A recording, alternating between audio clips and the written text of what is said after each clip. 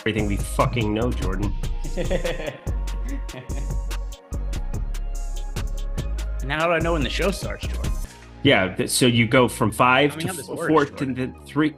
But okay. Oh, there it is. Hey guys, this is NBA Live Before Lock. Tonight, myself and my dear friend Eric Lindquist are about to break down a 3-game NBA slate, and not a lot of injury news either that we have to be looking forward to here. We've got Keegan Murray is questionable to play, and that's pretty much it as far as things that could potentially alter the slate here. So if anything does happen to change, we've also got Rich with us today. He's manning the projection. So if anything changes and he has to update the projections on the site, then we'll ask him what changes that he's made and why. But this is one of the rare slates, Eric, where I think we could kind of just play it straight up, talk about the lineups we have. We're sponsored by BetMGM again. And if you guys haven't taken advantage of the BetMGM deal, what are you waiting for? Because all you do is sign up using the link we have below. You bet $5 to give you $158 in bonus bets. So super easy offer that you guys should be taking advantage of. And if you or anybody know has a gambling problem, call or text the number 1-800-GAMBLER. Eric, how are you doing today? What's up? Doing great. As soon as I get done with this show, I get to go to the Suns game. So I'm very excited for that. It is gorgeous in Scottsdale, Arizona today. Another awesome day. Duke's running around being a desert dog. Got to hang out with the folks. And now get a little bit of work in. Pretty light day here on the 3-gamer. And then go watch a little hoops. Pretty awesome that Jordan Klein's going to be at the Clippers game too. So we got 2/3 of the NBA cornered. Why aren't you in Philly? Because that is a town of absolute losers. Like, I don't want to be closer to Mike Lawrence Fair. Time. Fair. These are all fair points. It's the only. I hope Mike's watching right now. It's the only reason I would go to Philly every weekend if he didn't live there, but he does. So yeah. What am I going to do about it? But he lives in Buffalo. He's also a Buffalo fan. But then also, he's got his wife, and you got to pay attention to all the things because then you've got the wife, and then you've got the other friends, and then here's the thing: is that I had this really awesome story, and then I met Mike Vick. Exactly. And listen, if there's a point in time where I'm like, shit, I really need a hat with a propeller, then yeah, I'll hit on Mike and I'll drive down to Philadelphia and I'll help me out. But that's not anything I really need help with. And the other thing too is, I don't want to get infected because I assume that whatever has corrupted their football team is contagious. I don't want that shit either. Oh, nope. I want no part of whatever happened to Philadelphia. It's got to be in the water because it's been 6 of the last 7 weeks, right? So there was like 1 week of normalcy and then everything else. He must have been in Buffalo that week. Yeah, probably not. Either that or he was playing quarterback for them. One of the two things happened. Something totally tanked that Philadelphia Eagles team, and I'm going to blame it on Mike Lawrence. I think that's the only reasonable way that we can assume that things have gone wrong with that team. But we got NBA to talk about today, guys. If you haven't done it yet, like the video, subscribe to the YouTube channel. I'm already out some money today, Eric, so I'm hoping to make it back up today. I got done in by a high school kid. There was a snowstorm here by me today. Kid knocks at the door and says that he'll shovel the driveway for $10. So $10 is very light. Give him $15. Come back in. I've got some meetings to do. Look outside. Didn't shovel. Took the money, pieced out, and left. So now I've got to win money on DFS to honestly, what a hustle. What an absolute incredible hustle. The kid is probably 100 heavier in the pocketbook at the end of the day. A couple of suckers like you around New Jersey. Yeah, that'll happen. And my brother and I were talking about it too. Like we're like, I can't, because my brother and I, I can't believe he's going to do it because we have a pretty big driver. Like he's going to do the drive for $10. That seems crazy. So that's why I was like, oh, give him 15 it was instead. Crazy. Yeah, didn't do anything. I wonder how many. Now I'm kind of like looking around my neighborhood. I'm like, how many unshoveled driveways are there? This kid could have made, because you think about it, his per hour rate. He just goes door to door, asks everybody for 10, $15, moves on to the next one. He could hit like 100 houses in town doing that. He's got a good deal going. Yeah. Mike Lawrence would have done it for $5. He would have paid you to do the driveway, and then he would have walked away and not done it either. No, he would have done all the driveways and paid you for them. We love you, Mike. I hope he's in the chat right now. See, I had to throw it out there again because he's not in the chat, and I'm shocked by it. It makes me so sad. And people in the chat wondering if I gave him a shovel. He did come with his own shovel. That would have been a really big miss on my part. If I was looking, I was like, he didn't even have a shovel with him. Then I should have known something. But that's not the case. He had the prop with him. He was going door to door with the shovel. Maybe I should have noticed and looked closer, and maybe it was like a clean shovel with no snow on it or something. But at the end, I have to respect a good hustle. He got me. We got Sam Heck. Good story, but let's get to the games. It's three games. I think we have enough time to cover a three-game NBA slate here over the next 53 minutes and hopefully give you some actionable information backed by data here at stochastic.com. But that is a fucking great story, and props to that kid. I just imagining you getting hustled makes my day better. We did just get word that Daniel House is going to be out. He was questionable. Changes nothing for me, though. I assume that's the Yeah. same for you. Just ring the alarms, set fires to the streets like it's Philadelphia after a Super Bowl that they won't have this year, but other Super Bowls. Yeah, I feel pretty good about not caring about that fact of information.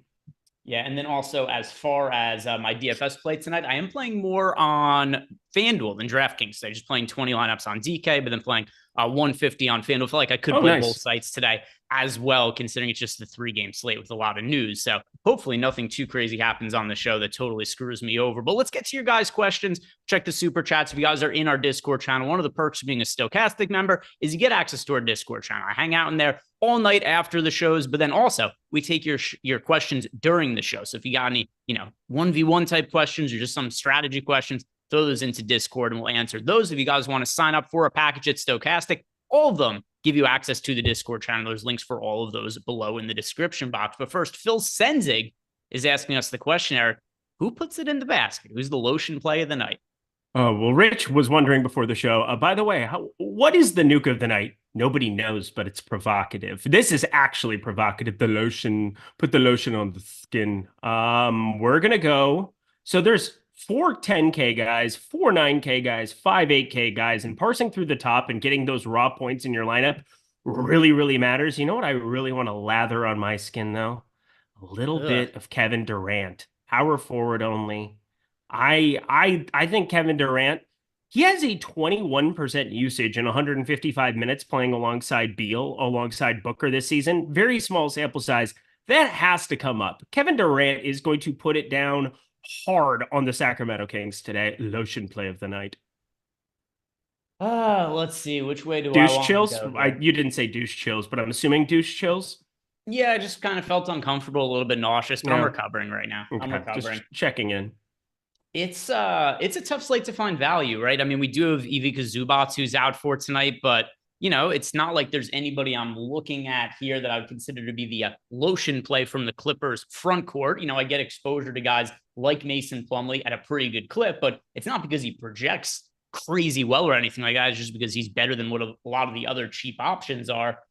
So if I'm going to go to one of these guys to pick out on the high end, which is, I guess, what we want to do here with the lotion play, I am going to go with Joel Embiid, who's showing up in about half my lineups on DK. Ooh. Let's see. What do I have for him over on FanDuel? He's also my second most rostered center on FanDuel behind Daniel Tice. And a lot of the field, a part of it's because of the way that there's a lack of value on the low end. They aren't paying all the way up for stud like Joel Embiid. Instead, we're seeing the field go to Kawhi Leonard. The field is going to Paul George, James Harden, Kevin Durant, some of like the secondary superstars on the slate that aren't quite with the same fantasy potential as somebody like Joel Embiid. So I think one of the easier ways you can make your lineups somewhat different while still giving it plenty of upside is going to Joel Embiid. I know that he's coming off an injury and this is a tail end of a back-to-back, but he looked pretty damn healthy yesterday. They say he's not getting any minutes restriction today. So I think Joel Embiid is going to be a good to go today, coming off his 40-plus point game yesterday. So I'm overweight to Joel Embiid. That's going to be a pay-up option that I'm getting to. Are you getting yourself overweight to the field to Joel Embiid at the field? I know he's a very difficult guy to get to, but I'm trying to make sure he is showing up in my lineups. Yeah, I like getting to Embiid, and I like getting to a little bit of Jokic too. I mean, this is just the 3 MVPs in a row here. You had Jokic, Embiid. It should be a lot of fun, a lot of fireworks, and having Jokic come in not on a back-to-back, definitely a plus there. 1.80 fantasy points per minute, ridiculous. Embiid's at 1.91. He's been kind of like markedly better, like 0.11 fantasy points per minute better than that of Nikola Jokic this season. You saw yesterday, he only had to play 31 minutes. They completely threw Houston out. I mean, they just murdered Houston. Didn't have to show back up for a closing rotation. And Philly, they tried to give some back, but didn't check him back into the game, which was good. I'm with you. I think Joel Embiid, 41 points. Rebounds were pretty mitigated yesterday as well against a slow-paced Houston team. This just feels like a spot where Joel Embiid, he gets up for these kind of spots, and I think Jokic just at 5.8%. I mean, it's $100 difference, and you're looking at nearly a 20% difference in terms of ownership. I got to be at least a little interested in that. So the center position, I understand Sabonis is really, really popular, and I'm attending that basketball game, so I'm not going to have zero, but I prefer Embiid Jokic at the top end. And father of three has added us in the Discord channel. Just some laughs at my expense, saying LMFAO, laughing at me getting had by a high school kid. So like some 15, 16, I don't even know how old high school kids are anymore. They seem to be getting younger every year though, or maybe it's just me getting older. Who knows? It's one of the two things. But yeah, what I got had by one of them today. So yeah, what if he takes that $15 and he enters one lineup I guess it's a $20 entry fee for the shoot around today, but like 18 years old, I'm not sure how you have to be in New Jersey to be able to play in such things, but what if he illegally enters, if you will, wins a GPP at your expense as well? He turns that 15 into 100K. That'd be pretty funny. He comes in first. I come in second. He beats me on like a buzzer beater 3 in the last game of the Slate or so something. Here for it. So unbelievably here for it. Go kid. This kid, I'm cheering for everything in his life. He knows what he's doing. I feel you. Same for me. I'm rooting for him as well. I could appreciate a good hustle. Next super chat here is from Ace of Spade. He wants to know the best options for DK tiers. So yeah, let's go ahead and look at tiers for tonight. Do you have DK tiers lineups built out, Eric? Yes. All right. So let's go ahead and look at tiers, starting with tier 1, where I think it's pretty clear in tier 1 that you're only going to be considering Joel Embiid or Nikola Jokic. And I prefer Joel Embiid, who's just been a fantasy monster. We had everybody was listed as questionable. I think it was nearly everybody was listed as questionable. That was an important piece for the Nuggets earlier in the day. They all ended up being good to go ultimately. If some of those guys were out, it would have been Jokic for me, but it's not. So Joel Embiid in tier 1, Embiid over Jokic for you? Yes, sir. All right, then tier 2, where we have a tight one at the top, in my opinion, Devin Booker, De'Aaron Fox, two guys that project very similarly. I'm going to lean towards Devin Booker, though. Same. Tier 3, this is a fairly easy one for me. I'm going with Kawhi Leonard. Yep. Yeah, to me, Kawhi Leonard, if Kawhi Leonard was in tier 2, he would have been my choice in tier 2 as well. So Kawhi Leonard in tier 3, pretty easy way to go. Tier 4, another really easy one because James Harden is in here for no reason at all. Yeah, it's the freest of the tiers. Like you're contemplating James Harden versus Kelly Oubre and Malik Monk. Yeah, it's James Harden in tier 4. Sure am not. I think it was just I think it was a mistake. I can't imagine they purposely put him in this tier, but anyway. James Harden in tier 4. Tier 5, another one that's fairly easy for me, Aaron Gordon. Yep. All right, tier 6.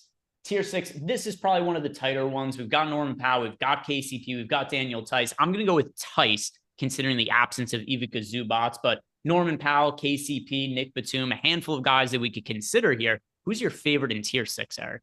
Definitely Daniel Tice, and I'm definitely going to be dramatically overweight to him today, so that'll be fun. There we go. So Eric and I on the same page with all 6 tiers. What do you guys make of that? Weird. Hopefully it means that we just gave out the nuts here and 800 people will tie for first place or something. Next question is from Robert, who, if I'm not mistaken, it's the Waterboy's dad, Robert. Any Nuggets players you guys like on FanDuel for a single entry GPP? I'm trying to find pivots from the later games. Appreciate the show, guys. Robert, we appreciate the super chat. Any Nuggets players that you're liking for a FanDuel, and did he say single entry? Yeah, single entry GPP.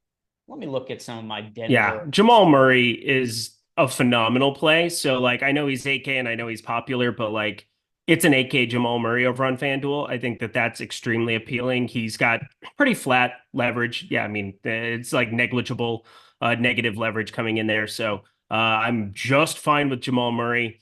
I find KCP to be an interesting talking point when we get to the DraftKings slate. Looking over on FanDuel, where I'm not playing today, but just build some stuff out while you were talking there.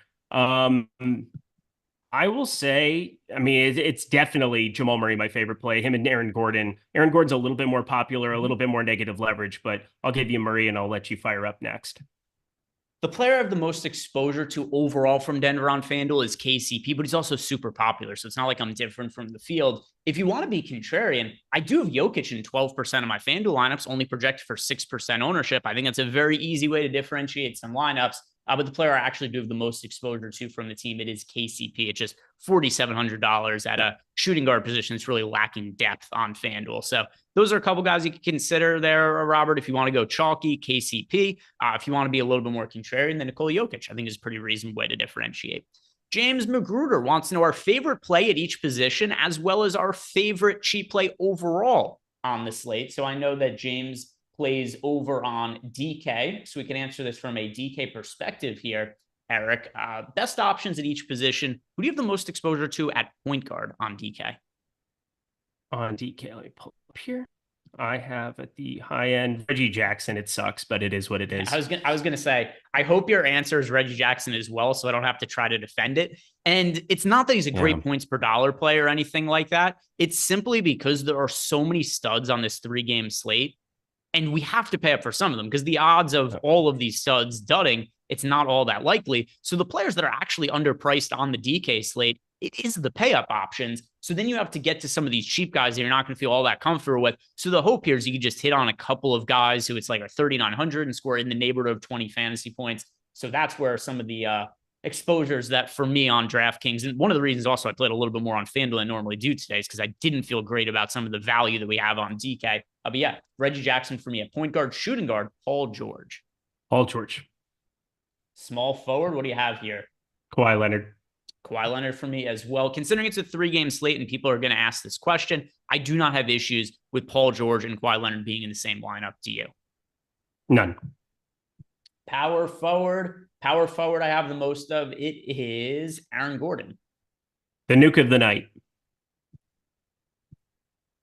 Are you going to tell people who it is? Or you just... No, we've got 12 minutes. Nuke of the night is my highest owned at power forward. Okay. Center for me, that is going to be Mason Plumlee. We call that in the industry teasing. It is Daniel Tice for me. Yeah, so this is where it's different, FanDuel versus DraftKings, and one of the things I like about playing on multiple sites, my most rostered center on FanDuel is Daniel Tice. My most rostered center on DraftKings, it's Mason Plumlee. So getting exposure to both of them, considering the outlook of the slate, are good options to get to for cheap, but different ones that I'm prioritizing on different sites. And overall, for my favorite cheap play of the day, it's going to be Daniel Tice on FanDuel, Mason Plumlee on DraftKings with Zubats being out. Is your overall favorite cheap play? Do you go towards your guy Daniel Tice then? Yes. All right. And now we've got Chris Williams, our Apple friend, has gifted out 5 YouTube memberships. Chris, thank you for the support. And I haven't heard an update from you in a couple days in terms of how you're feeling. So hopefully you've gotten over COVID, because I know you were fairly sick for a little bit there, Chris. So hopefully you're feeling all better. And then Corey Shea is asking us, is Tice a better play than Plumlee? So in my opinion and the way my lineups are being built, I prefer Mason Plumlee on DraftKings. I prefer Daniel Tice on FanDuel. Eric, you are leaning more towards Tice on DraftKings. So just curious, what is the reasoning for you to be getting to more of Tice than Plumlee? Yeah, so obviously I'm going to be at a basketball game when we get the starting lineup from the Clippers game. And so I'm going to be swapping stuff around. And for me, I'm getting to more of the more expensive guy for swapping potential for a couple of other things that I think have an ability to take place. But for me, it just comes down to what you believe the closing rotation is going to look like here for the Clippers, because there is a very, very noticeable thing that happened last time out against Minnesota. They closed super small. Their closing lineup was James Harden, Paul George, Kawhi Leonard, Russell Westbrook, and Norman Powell. And I want to utilize Rich because he's here. He's hanging out with us here as well. But one thing I wanted to just ask you about is when you go about projecting these out, what do you see being that closing 5 for the Clippers here? Because for me, if you bring Daniel Tice back out there to close and give him a normal rotation, he could walk into 27 type minutes here, 28 type minutes, and get a closing rotation. You have to look at the matchup here on the other side too. There's not like a true center. I mean, but Chet Holmgren, you're going to need some type of size out there, him or Mason Plumlee. I can't imagine that they're going to be able to close with Powell, Westbrook, George, Harden, and Kawhi again. And I know that that's kind of exactly what they tried to do, is force Minnesota to get away from Gobert in some capacity, but it really was just trying to up the variance and knock down threes because they were so far behind. I think Russell Westbrook's being a little bit over-projected in some spots across the industry today. And I think Daniel Tice is being under-projected in the spot where I would expect him to be in the closing rotation in spots where the Clippers are up. But wanted to get your take on what you're looking at from the Clippers. So first off, you're absolutely right that they can close with a bunch of different groups, whether it be Daniel Tice or Mason Plumlee, or I mean, who knows what they could throw out there, honestly. Someone needs to account for Chet Holmgren, like you said. In my opinion, this isn't really an opinion. Plumlee was the guy before he went down with injury, and then Tice has just kind of been the guy by nature, I guess. So I would assume that Plumlee's going to eventually retake that role, and Tice will go back to the bench and probably never be heard from again for the most part. Whether that's tonight or sometime down the road, who knows? But like you said, Tice could play more minutes than he's projected for, and so could Plumlee. I personally think Plumlee's going way overlooked because I think there's a huge minutes variance, and he is a good point per minute producer. However, he is center only as well, so that kind of puts a handcuff on some of your lineups. Yeah, I was just going to throw in for reference for people. We've got both Tice and Plumlee projected for just under 30% ownership, and then Plumlee also the cheaper of the two over on DraftKings 4,400 compared to 3,700. And then for FanDuel purposes, we have the price points and ownership. Tice projected for 59% ownership on FanDuel, but a lot of that is because he has power forward eligibility, whereas Plumlee is only center eligibility, which makes Tice a little bit easier to get there. But also one other thing to note, because people are going to be asking this as well. I don't have an issue with playing lineups on DraftKings that have both Tice and Plumlee in them, considering their price points, both of them being sub 4K, lack of value on the slate. It's a very reasonable situation. I think both of them could score around 20 fantasy points, and each of them land in an optimal lineup.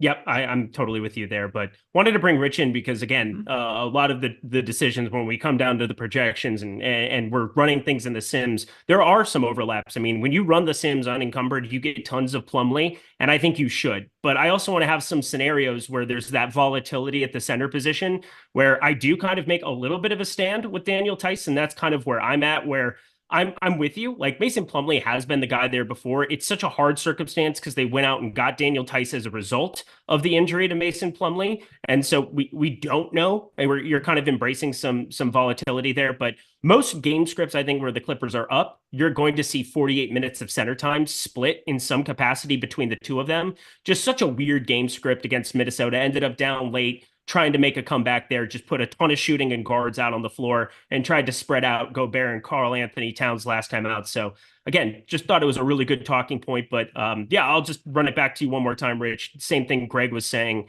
no problem playing Tice and Plumlee together, correct?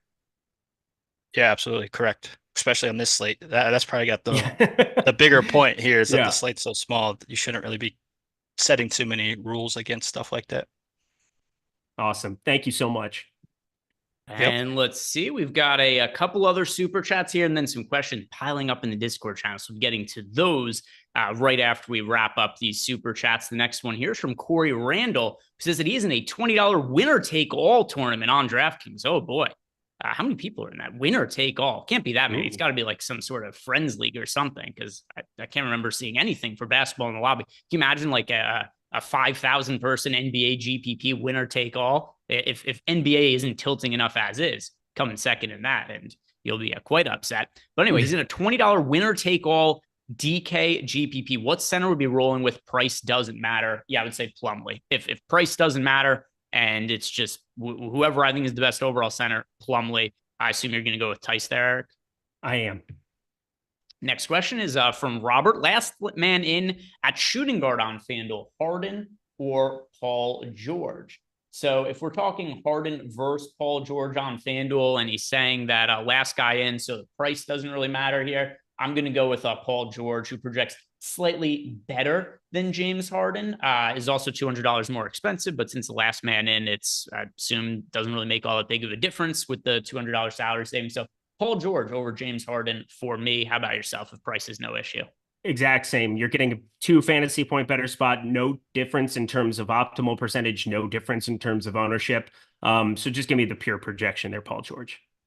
And let's see what we have here for the next question. It is Chris Williams. And Chris is saying, a great show like always, guys. Can you answer this last, since plenty of time before the game starts? Mind breaking down the top Showdown slate on DK, and is the clear 4 clips, 2 OKC type build. So I am going to build lineups here for the Showdown slate, and then I'll circle right back to it after those lineups are being done, and I'll tell you what I got to there, Chris, in terms of different breakdowns of lineups as well as players that I was prioritizing. So I'll run those through the sims right here while we answer these questions. Chris Albers, Embiid versus Jokic. How do you think the matchup goes? Who do we think puts up the highest fantasy points?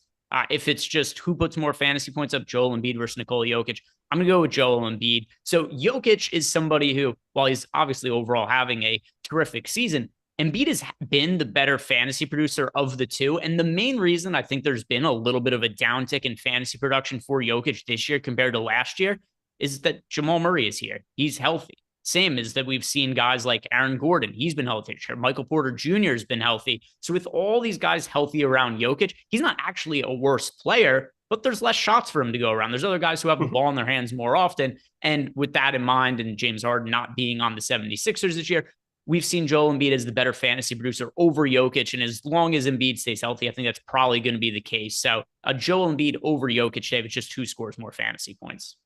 Yeah, I would obviously take the Embiid side of it. For me, it's very glaringly obvious, like the major difference between the two and what the upside can be. 28.9% usage for Nikola Jokic, 38.6% for Joel Embiid this season under all circumstances. That's resulted in nearly a 10-point difference in the difference between their averages. And Jokic plays about a minute less per game than Embiid has been averaging. This is obviously a spot that's near a coin flip. But near a coin flip, I'm definitely going to go with the guy who's projected for 3 fantasy points higher, and we know is going to be chucking under almost all circumstances.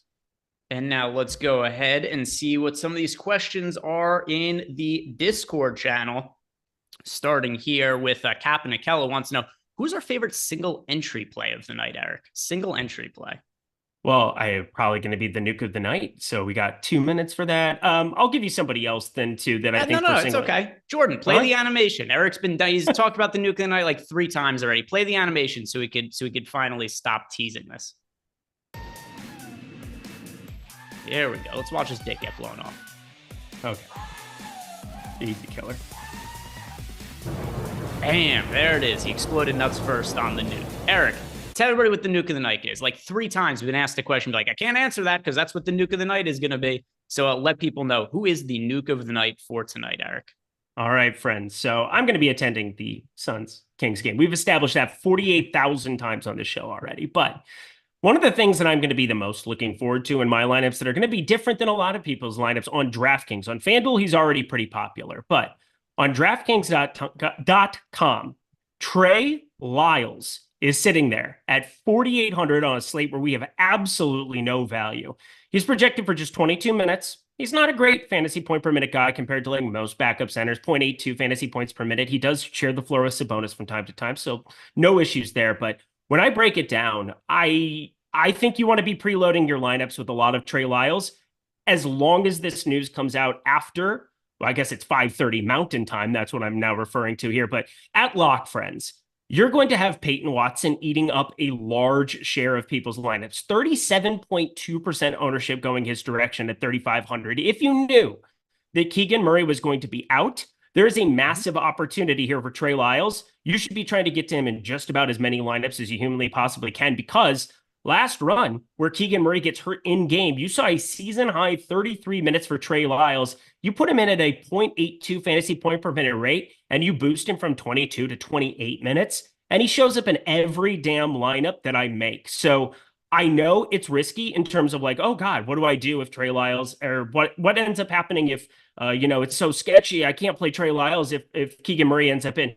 No, you still can roster some of him, but you just spread out that exposure to a bunch of other dudes. So I am presetting my lineups. I'm getting way down on Peyton Watson, who just looks like a lot of other guys. Obviously, he's $1,000 or $1,300 less than a Trey Lyles, but I'm obsessed with the opportunity that could be there for Trey Lyles tonight in Phoenix.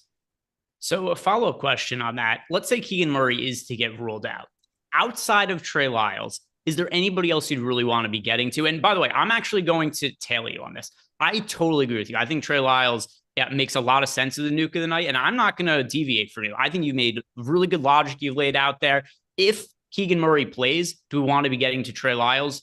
No, it's not a disaster if we played him either in that kind of scenario, but it's a 3-game slate. It's fairly hard to differentiate our lineups. And the game starts an hour later an hour and a half later than the first game of the slate. So there's going to be a lot of lineup spots that people already have locked in. They're not going to have the flexibility to change. So I think that people should be reserving lineup spots to get themselves prepared for the Kings news, because so much of what happens in NBA DFS, it's not necessarily trying to just figure out who the best plays are, but trying to figure out who's going to be underrepresented. And often that's going to be because of late swap scenarios. So I agree with you. I'm going to tail you on Trey Lyles there, but is there anybody else you would want to be getting to from the Kings if Keegan Murray isn't out there?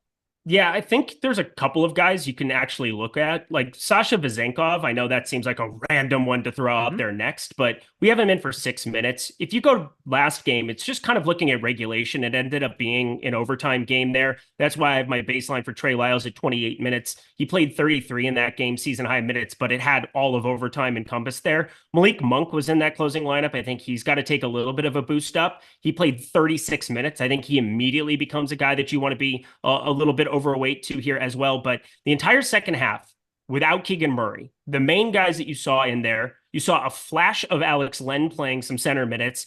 You had Trey Lyles off the floor for that period of time, and then they brought him back on, and Lyles played alongside Sabonis the rest of the way from the 9:26 mark. So it's a very clear-cut priority for me, Trey Lyles. If I got to a share or two out of the 50 lineups I played, Sasha Vezenkov might show up in like one as a extreme off the board guy that could get involved in a rotation where they know from the beginning Keegan Murray isn't playing and he might get 2 stints, 2 shots at it. Played all of 624. That would be basically about 13, 14 minutes you're going to play him at. But the price point makes it something that you could actually click on.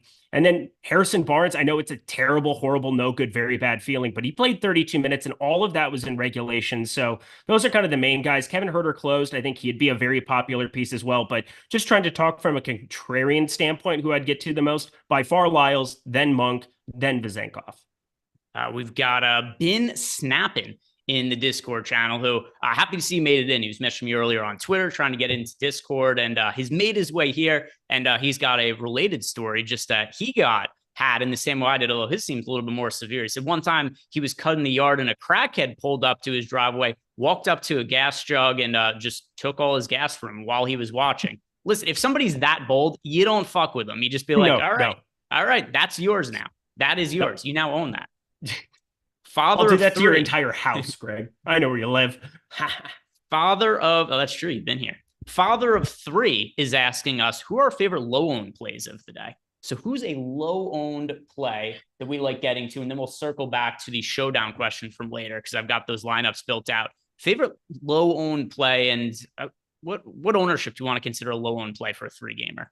Yeah, I think one of the best things to look at for like a barometer of it, let's say sub 15%, because there's a lot of plays you can rotate between 20, 25%. And there are guys that are going to show up in lineups if you're making more than a handful of them. So let's go sub 15% and challenge ourselves a little bit and not say Trey Lyles, because we just talked about him ad nauseum. All right. So sub 15%, then who are you going to go with at under 15%, Eric? You gave yourself too difficult. I know. I'll go with Harrison Barnes. I'll say Harrison Barnes regardless, because I mean, he's terrible. He's been awful this season, but he's down to 4,700. He should walk into a lot of minutes, and there's a path to him getting a boost without Keegan Murray out there. So feels awful to say out loud, but I'll say Harrison Barnes. He's at 6.7% ownership. All right, let's see. Sub 15%. Jamal Murray on DraftKings too looks pretty good, 8,300. Nobody's clicking on him at 13.8% ownership. I'm really annoyed you said that, because that was going to be my answer. And now I feel like I have to go somewhere else. So you can say Jamal Murray. You're tailing Lyles. I think Jamal Murray's a great play. He's I just say it anymore. Okay, never mind. Good talk. Glad we had it. Yeah, no, Nikola Jokic at 5%. If you're going to pay up for somebody and be different, Nikola Jokic is only 5%. He's difficult to get up to today. If it's just who scores more fantasy points between Embiid and Jokic, I'm going to say the answer should be Joel Embiid, but that doesn't mean the Jokic isn't massively under-owned at 5%. So positively leveraging our tools, I get overweight to him and I run everything through the Sims. At that kind of ownership, it's low enough to where I think Jokic does make sense there. So let's go with Nikola Jokic as a low-owned GPP play. And then as a follow-up to that, we had a question. Who was it that asked? Somebody asked if we could build lineups that have Jokic and Embiid together. That was, who was it? I know I saw that in Discord. All right, well, either way, somebody asked in Discord if we could play Jokic. Oh, here it is. I love money. Said thoughts on playing Jokic and Embiid together. It is so difficult to do because of salary constraints. I hear what you're saying. He has to build different lineups where the field is going to be going to Mason Plumlee, Daniel Tice primarily at center. The problem is you're just going to be putting yourself on suboptimal plays at other positions then because of the lack of value on the slate. So I don't think it's optimal to have Jokic and Embiid in the same lineup. I would agree.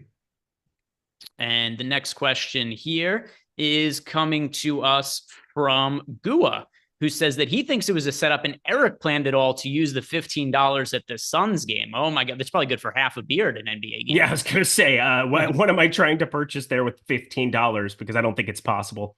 Yeah, I'll take the one chicken tender. Next question. Yeah, this discount. Don't give. I know it comes with 5 for $50. Just give me one of them for $10. Unreal. On Stein, he wants to know if we have any love for Jamal Murray or Michael Porter Jr. So between the two of them, on DraftKings, I much prefer Jamal Murray over Michael Porter Jr. They're in different price ranges and all that. But Jamal Murray, even though he's $1,700 more expensive than Michael Porter Jr., I'm playing 20 lineups on DraftKings today, and I don't have Michael Porter Jr. in any of those 20. I do have Jamal Murray in a couple of them. So Jamal Murray over Michael Porter Jr. Yep, good call. Gang Green. Do you go to Booker over Durant to save money on DK? Do I go Booker over Durant? So for me, I'm underweight to both of them. I prefer other spend up options on the slate. Devin Booker is 9,100, Kevin Durant 92. To save ownership, not to save money. As far as ownership goes, like, sure, Booker is a little bit less popular, but overall, neither of them are really priorities for me, Durant or Booker. I'm with you. Oh, no. Kevin Durant is, I'm getting to Kevin Durant today. Yes, I am. I am too, but I'm underweight to him. Yeah, he got really popular. I saw our update that he's north of 30% here now. He's the lotion play of the night, so I'm going to still roster him, but I have 25%. Yeah, which, I mean, I do too. That's still underweight to him. So yep, that's what I said. That's why I said the update is what I was referring to earlier in the day. He wasn't nearly as popular. I just took our boom bust tool and kind of just went through my normal process of stuff. And now I'm going to be lower than him, or lower on him than I was earlier in the day. That's for sure. Corey Shea, here's an interesting way to talk about the Keegan Murray situation. If he plays, do we like getting to Keegan Murray? Is Keegan Murray somebody you get exposure to? And one thing that I'm going to answer on this, the answer is yes for me, because I don't think not anybody. He's going to be fairly low owned if he plays. Yeah, and also look at this. I think Keegan Murray would be my favorite guy to get to on Sacramento if he ends up playing, purely because the usage has been trailing up a little bit here, 21.6, 25% usage, 35 minutes, 18.4% usage the game before that. He got a downgrade in price, $200, and it's purely because he got injured mid-game. And it's not like DraftKings algorithm is saying, oh, Keegan Murray, well, he was hurt there, so we should like keep his price the same. No, it means that he played 20 minutes and his price tag came down as a result of it. So Keegan Murray's 16.2% ownership. I think people are already pre-making some lineups for him. He's sneakily like a 0.9 fantasy point per minute guy and has been for a while, but now the minutes are trailing up here, 32.6 minutes per game. That seems nifty enough. Keegan Murray kind of sneaky upside dude for sure. And now let's get back to Chris Williams's super chat, where he wanted to know about the Showdown slate for tonight. So I did build out lineups for the OKC Clippers game. The captains that I have the most exposure to here in order, these are the players that I got north of 10% of. There's a handful of them. Kawhi 1, SGA 2, Paul George 3, Chet Holmgren 4, James Harden 5. So no names that are going to be massively surprising you there, but those are the 5 guys that I got the most exposure to in the captain spot for Showdown tonight. And then if I go ahead and look at the flex spot, the players I got to the most of in the flex, it went Mason Plumlee, Chet Holmgren, Kawhi Leonard, James Harden, then Daniel Tice. So no surprises, but a lot of priority for me being put in those Clippers bigs because it's Showdown, right? The prices end up being really depressed on some of those cheap guys and enable you to get up to all those stars. So load up on the centers. And then the other part of his question was, as far as the kind of builds that I have, it leans more towards the Clippers than OKC because of the value we have in the front court with Mason Plumlee and then also with Daniel Theis, whereas we don't have that same value on the OKC side. So yes, my lineups are geared more towards the Clippers for tonight. Then Phil Senzig wants us to build a balanced lineup that we like. So Jordan, would you mind pulling up the lineup generator and let's build some lineups, balanced style? Love. Balance, is that just we're not going to 10K anything or no, the balance setting. Oh, the balance setting. There we go. Yeah, let's do that. Yeah. So I love that even more.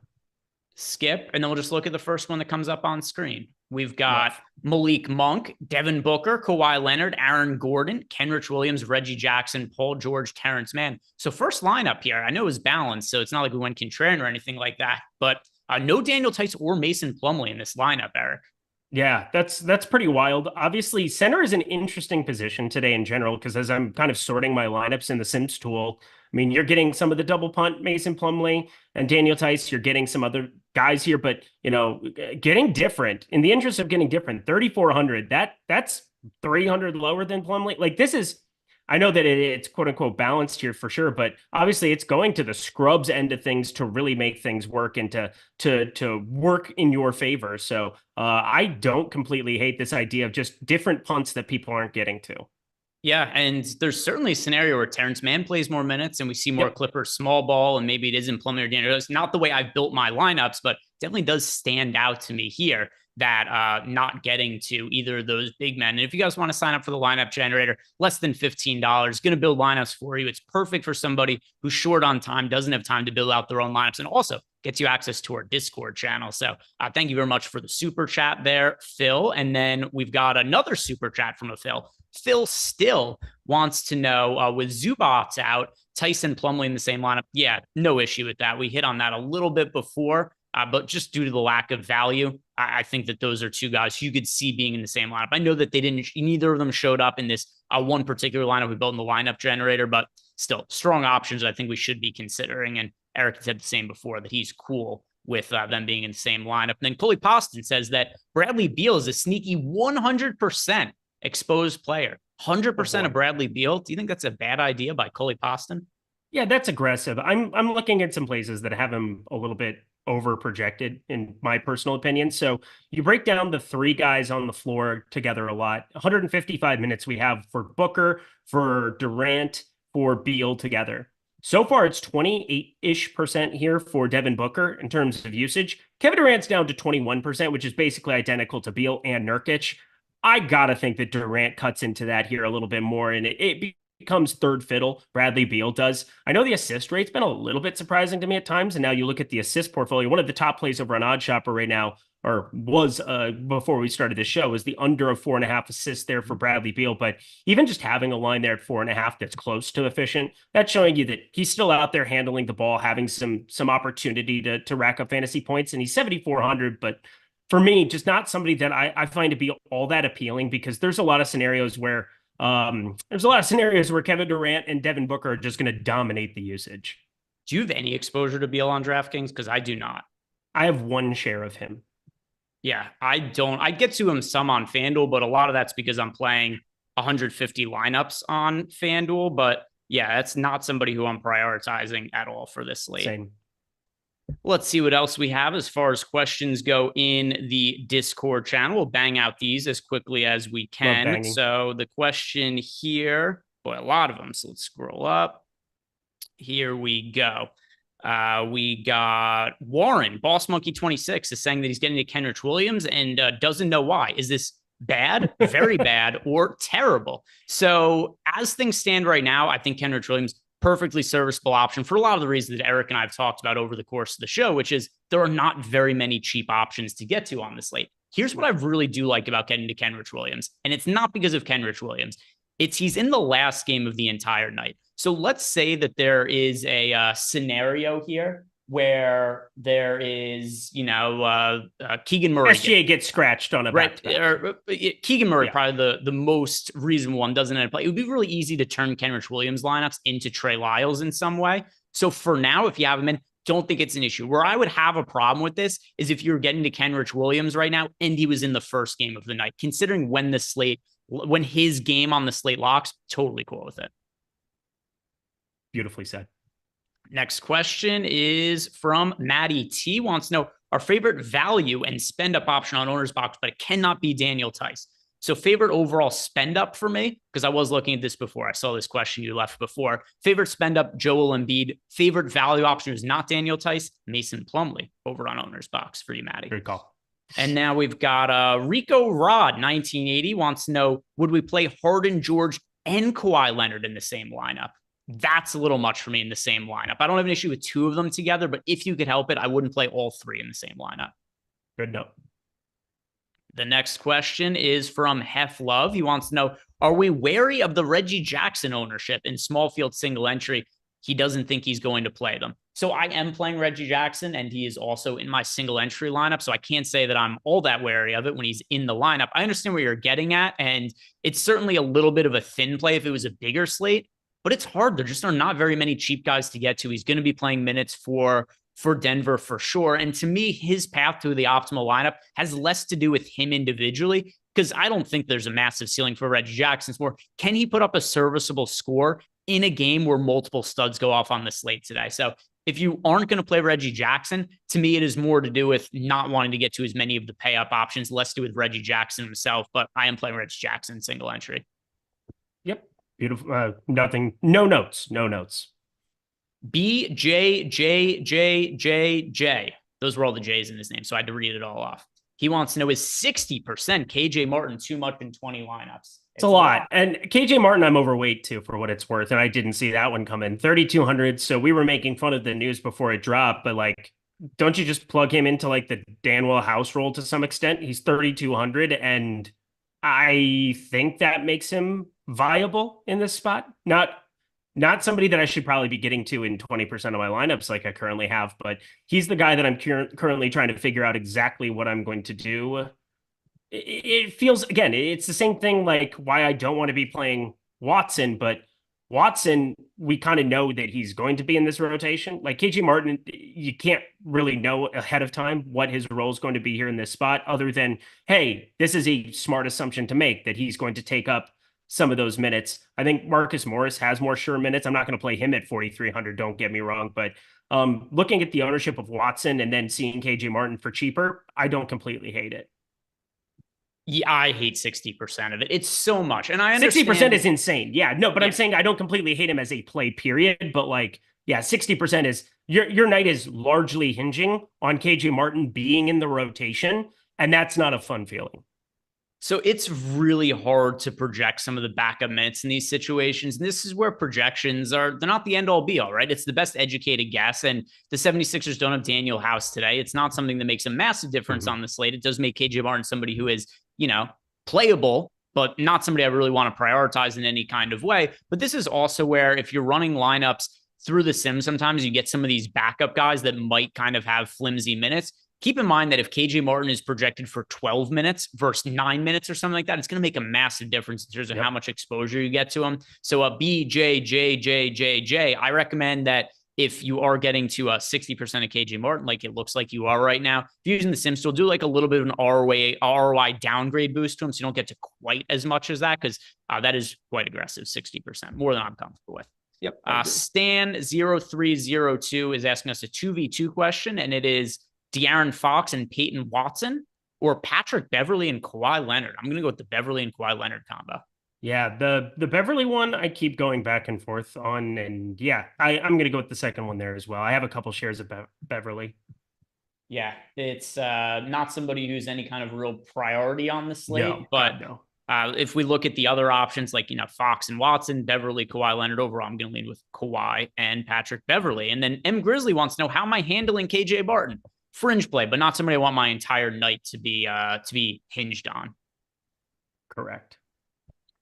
IC50 wants to know, what about lineups without Embiid or without Jokic? I don't have any issue with that at all. That's what the majority of the field is going to be doing. The field is not playing Nikola Jokic really at all. He's only 5% owned. And Joel Embiid is like the second lowest owned stud on the slate. We've got James Harden, Paul George, Kawhi Leonard. They are all more popular. And by the way, so is Kevin Durant for today. So most of the field isn't going to be playing Nikola Jokic or Joel Embiid in a single lineup.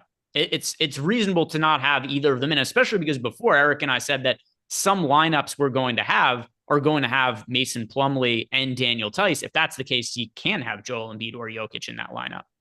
Yep. Dude, you're on fire today. I don't have anything to add.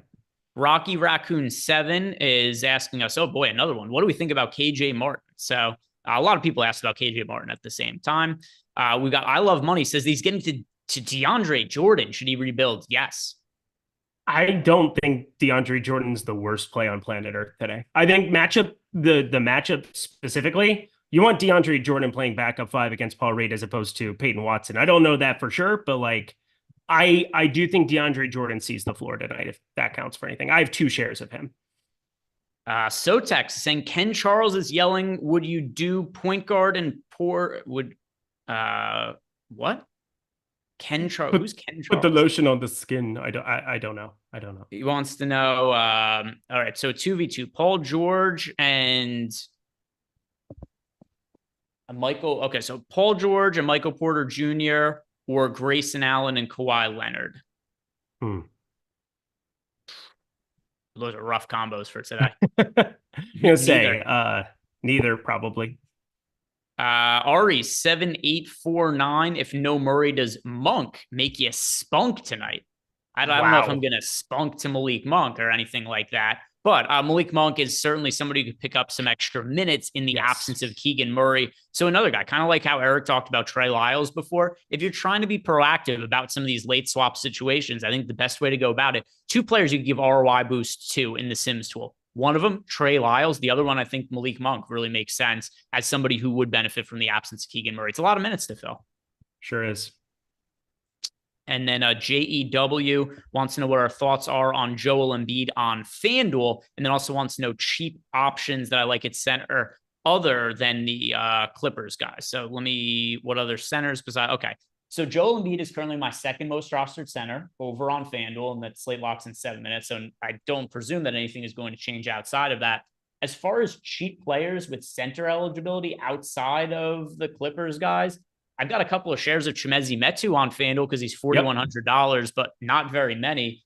If you're going to roster a cheap center on FanDuel tonight, it should be Daniel Tice or Mason Plumlee. I don't really have a strong desire to get to other guys for cheap on the slate at FanDuel. I know you're primarily playing on DraftKings tonight, Eric, but is there anybody else that you would add? I know you mentioned that DeAndre Jordan you're considering a little bit on DraftKings, but I think it's reasonable to assume that probably doesn't apply to FanDuel. It absolutely does not apply to FanDuel. FanDuel, the opportunity cost of clicking on him at center would not be worth it to me. Now let's 4,400 DeAndre Jordan at FanDuel. My God, no. Yeah, it's just a no for me. I mean, I'd rather play Alex Len at 4K if you're going to play like a punt center. Like Alex Len could walk into more minutes if Lyles ends up in the starting lineup for whatever reason. Alex Len is going to play backup 5. And by the way, so we had JEW followed up and said centers in general. So I misread that. He had said cheap centers, but when he said centers besides the cheap Clippers, he meant all centers in general. So I'll just all the centers in all the land. Yeah, this is the order of exposure that I have for centers on FanDuel. Daniel Tice, Joel Embiid, Yusuf Nurkic, Nikola Jokic, Mason Plumlee, Domantas Sabonis, Chet Holmgren, and then Chimezie Metu. I don't have anybody else at this. I mean, I know there's a bunch of guys I listed off here for a 3-game slate, but of those guys, the only ones that I have like real significant exposure to on FanDuel, it's Daniel Tyson and Joel Embiid. As far as those are the guys I have 30+% of. And all right, I think we're caught up on those questions, but we got one more super chat in here. Corey Shea, he's saying the Michael Porter Jr. is the super sleeper. The super soaker sleeper of the night, Eric. Do you have any feels on that Michael Porter Jr.? I'm not getting to MPJ over on DraftKings, so I'm going to have to say that is no for me. And then even on FanDuel, where I'm playing more lineups, I only have 7% of Michael Porter Jr., so he is in 11 out of my top 150 lineups. Is there somebody that you would add to this list as a super sleeper that we haven't gone over? Definitely not Michael Porter Jr. That would be bad for me. I have him in 2 shares of 50, so there's that. I will go. Yeah, I mean, definitely wouldn't want it to be Michael Porter Jr. out of anybody there. I think, are we just kind of staying in that same range, or can I kind of go anywhere with it? Because Keegan Uh, Murray is sitting there at 6,300. If he ends up playing, I would strongly prefer a low-owned Keegan Murray to a. I mean, I don't think it's going to be crazy popular by any means, Michael Porter Jr. He's 14% owned, but like you could end up getting lower ownership at Keegan Murray in a better spot. And then we got a question here from our guy, Sean Jeezy, in the Discord chat. And this is probably the most important question we've ever been asked here, Eric. Oh, no. Because this could be the you're going to like this one, I promise. Not even trolling. You're going to like this. Okay. Sean Jeezy wants to know, who does Duke like tonight? He says Grayson Allen went to Duke, so maybe a fan of Mason Plumlee tonight. What would be Duke's favorite pick of the night? Well, that's a good question. Let's just go through all the Dukies that exist here on the slate. I don't know what colleges people went to enough to know. I do. So that makes it easier. Grayson Allen. I think Grayson Allen's the best Dookie on today's slate. That's not a good start. No, that Mason doesn't Plumlee. Stop it. Not better than, well, from a play perspective on DFS. Yes, I thought he just meant like from like a pure talent perspective. Yeah, I suppose. Yeah, Mason Plumlee. There you go. Mason Plumlee. There he is. The one of the three Plumlees that was actually serviceable in the NBA. The only one of the three. Are there any other players that went to Duke that are on the slate tonight? Not that are any good. Neither I is Mason Plumlee, but we're playing him tonight because of value reasons. Good Lord. Honestly, there's a strong lack of Dukies on today's slate. That's kind of wild to not see anybody else here. Somebody threw out Cherokee Park. Not on today's slate, but back in the day, he could have got you a bucket. And we've got one final super chat that just came in here from R Gravy. And then that is going to wrap up the show for tonight. Just a little bit of time left. But R Gravy wants to know, who scores more fantasy points tonight? Devin Booker or Kevin Durant? I'm going to go with Kevin Durant over Devin Booker. How about you? Same. And then Domantas Sabonis versus SGA. Let me see. Who do I have between those two? Between SGA, but SGA is yeah. God, that's tough. That's tough. SGA over Sabonis. Gonna say, SGA over Sabonis, and then Kevin Durant over Devin Booker. So, guys, thank you very much for watching. If you have not done it yet, like the video, subscribe to the YouTube channel. If you want to sign up for any package at Stochastic and get access to our Discord channel, where I'm going to be hanging out for the rest of the night, use one of the links that we have below. And what we're waiting on for tonight is going to be the Keegan Murray news. So if he gets ruled out, then I'll be in Discord letting everybody know how it's going to impact my lineups on DraftKings and FanDuel for tonight. So thank you very much for watching, guys. Hope you have a great night. We'll see you back here tomorrow. Peace out.